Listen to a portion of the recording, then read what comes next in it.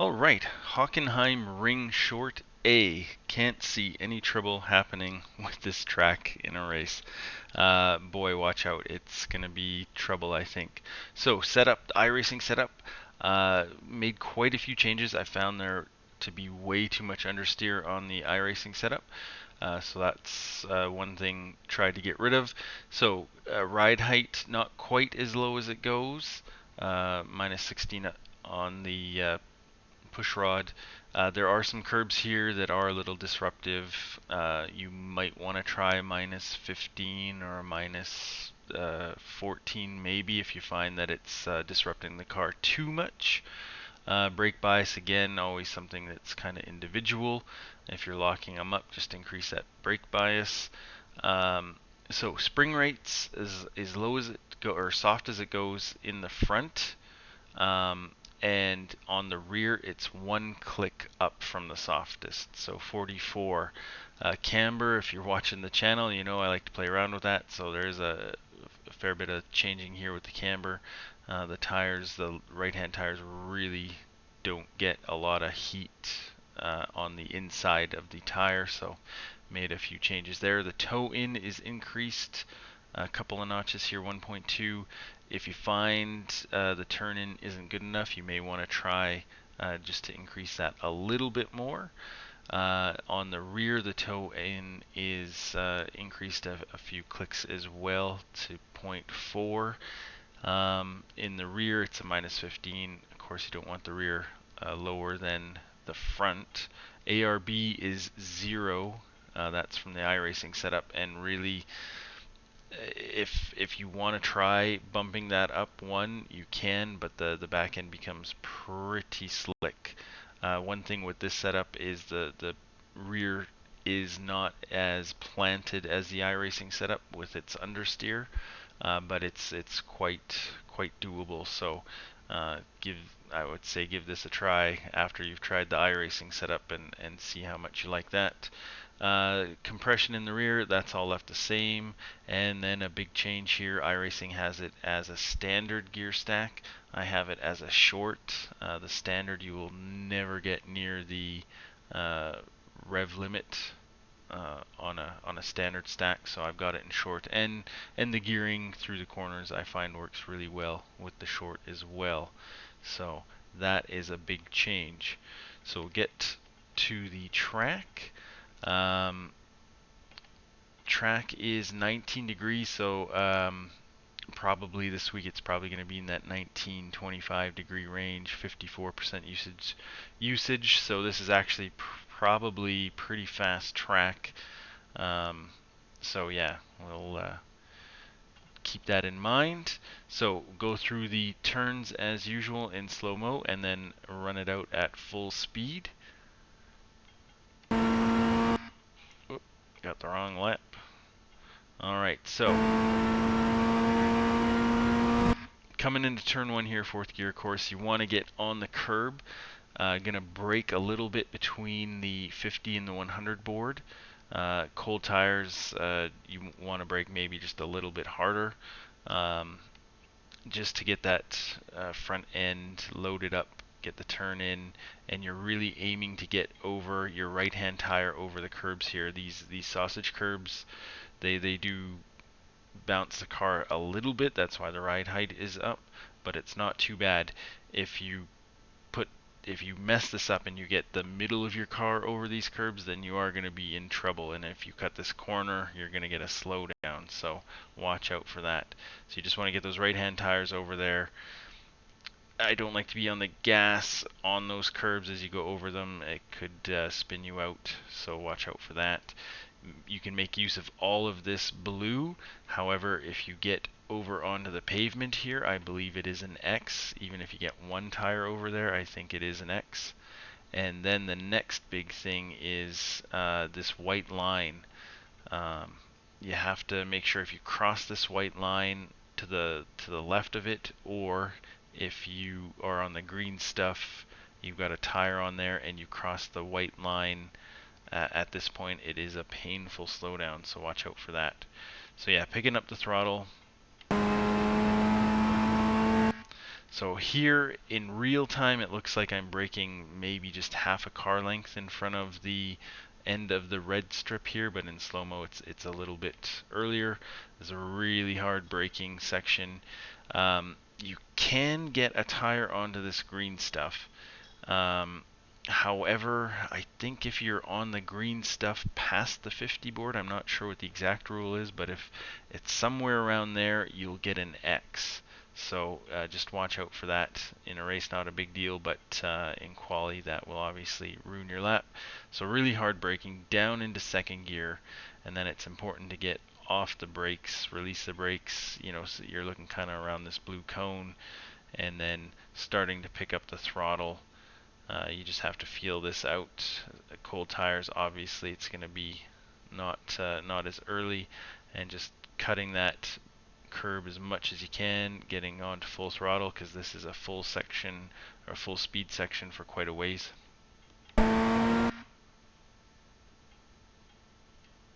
Now, a little trick here coming up. You do want to get over to the right hand side and get on the grass a little bit. However, if you get on the grass here, it is an X before this pavement strip. So just watch out for that. And again, you want to get a little bit on the grass here. The dead patch of grass you can get on, but if you're on the green patch of grass, you will get an X as well. So just watch out for that. Full speed, full throttle, fourth gear, cold tires. You might have to do a little lift of this depending on the track temp for the first lap or two. But once they're warm, it's full throttle, getting onto that curb, trying to open this section up as much as possible. And then you're looking for the curbs here, the blue on the left, in which you can't see it in this view. I can see it in VR in my view. You're aiming for the blue curb stuff up here. It doesn't show up too well on this screen, but that's what you're looking for. And again in real time, it looks like I'm just in front of the blue start of this curb, but in slow-mo it's braking a little bit before.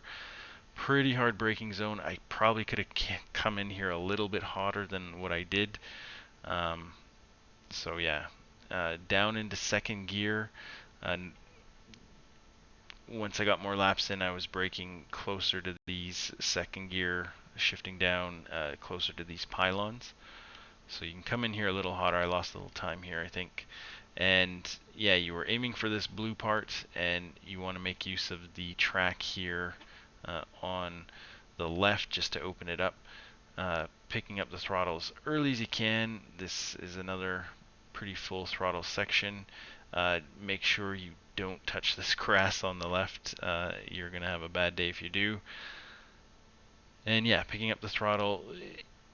You don't really want to get too much on those curbs. They do disrupt the car a little bit. I turned in a little early there maybe. Full throttle and just unwind the wheel all the way to that wall. Obviously don't hit the wall. In a race, this is going to be a big passing zone, so watch out for that, people going on the inside. But the more left you are to this wall, the more you open up the next corner and can carry some more speed, because this is again a pretty good full throttle section. Even cold tires, this is full throttle. And so you're aiming for the green stuff. Get your right hand tire onto the green stuff here. There's no X, and it just opens it up so you can keep it at full throttle, shifting up into fourth, unwinding the wheel. Now you can make use of all of the blue curb here, and that's the ideal thing. If you get a tire on the green, you don't get an X, but this curb has a pretty good lip to it. So what you have to watch out for is getting back on track. Don't crank the wheel too much. If you crank the wheel too much, you're probably going to lose the back end and spin, so watch out for that. So coming up to the 50 board here, braking just before the 50 board. Again, in real time, it looks like I'm a little closer to it than that. Down into second gear, you could go over onto these curbs. However, I don't find it to be any quicker to get onto these curbs to open it up. You brake better on the pavement, and you don't have to worry about the back end losing grip. So I like to keep it on the pavement for this one.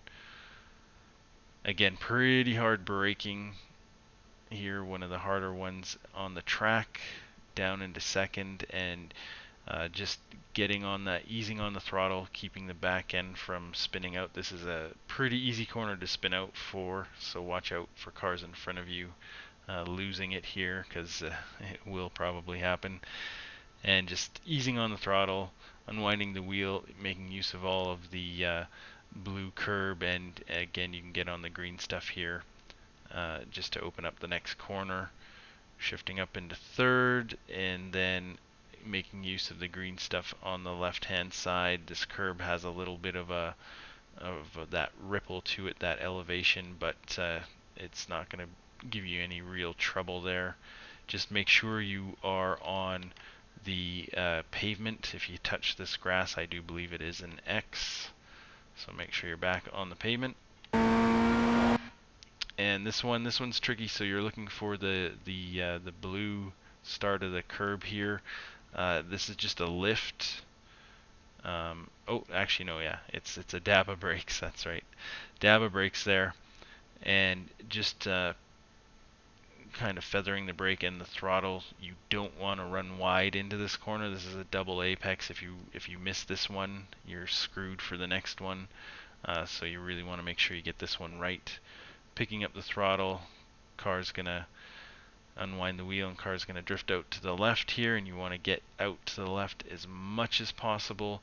This sausage curb is gonna disrupt your car pretty good, so I don't like to get on top of that. If you get all four wheels past the sausage curb, if you survive, I do believe you get an slowdown. I'm not 100% sure on that, but don't go all four wheels over that. And yeah, just picking up the throttle. You got to manage the throttle a little bit here, depending on how cold your tires are, how grippy the track is. I get into the green stuff here. That's not my ideal line. I do like to keep the right-hand tire on the blue curb. Again, this has the rippled, elevated curb.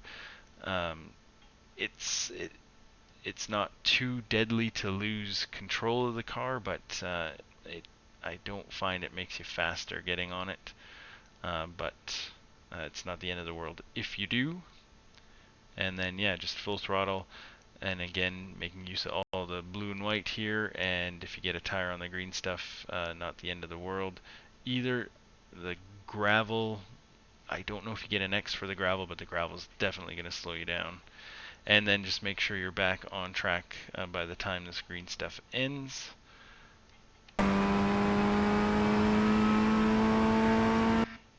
Yeah, so that's a 104.8. I think that should be fairly competitive time. So good luck out there. We'll see you on track. I'll run this out at full speed. See you next time.